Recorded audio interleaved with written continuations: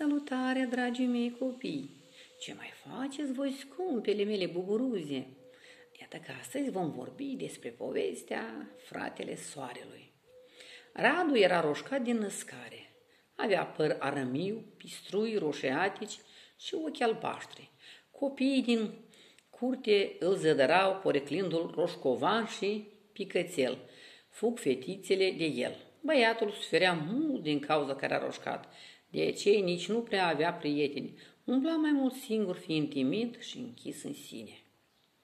Când era prin clasa a 6-a, se îndrăgosti de Rusanda, o fată zvăpăiată și sprințară din curtea lor. Își trăia sentimentul în taină, căci de câte ori încerca să întrevorbă cu ea, zgâia de fată, ori îi arăta limba și fugea, ori începea să-l poreclească ca și toți ceilalți strângari, roșcovan și picățel.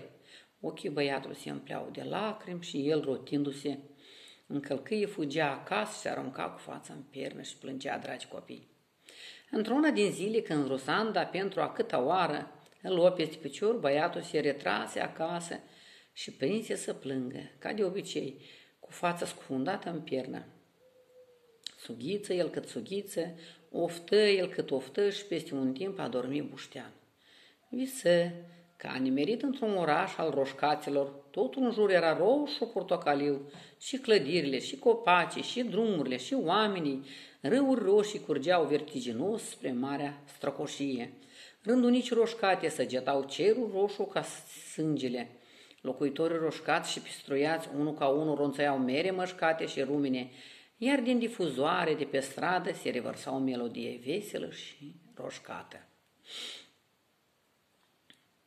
Mergând el așa pe strada principală, ce se numea Bulevardul Pistruiaților, o întâlni pe Rusanda, roșcată și pistruiată și ea, cu o larea roșie în mână.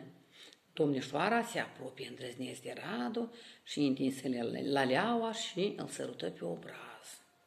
Băiatul încremeni de uimire, iar zgâtia de fată, cu un zâmbet până la urechi, îl luă de mână și prinse a vorbi. Nu te mai bosunfla atâta. Toți copiii fac glume pe seama ta, fiindcă ești supărăcios. În realitate îmi place foarte mult. Mai ales îmi plac la nebunie pistruii tăi de pe nas. Încearcă să nu te mai superi de azi înainte. Dacă cineva te va numi roșcat, ce amintește-ți că ești frate cu soarele. Vezi că și el tot atât de roșu ești fierbinte ca tine și tot are pistrui. Aici băiatul se trezi. Fața i ardea ca para focului, dar dispoziția spre marea lui mirare era excelentă. Radu o zbughi iute în curte, vrând să o găsească pe Rusanda și să împărtășească bucuria lui cea mare. Dar strângarii, cum o văzură, îl reluală hărțuială roșcovan și picățel.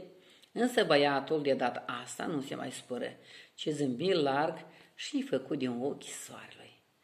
Așa că și voi, dragi copii care sunteți roșcați și pistruiați, niciodată nu vă supărați pe copiii care râd de voi, dar aduceți-vă aminte că semănați cu soarele și sunteți niște copii deosebiți.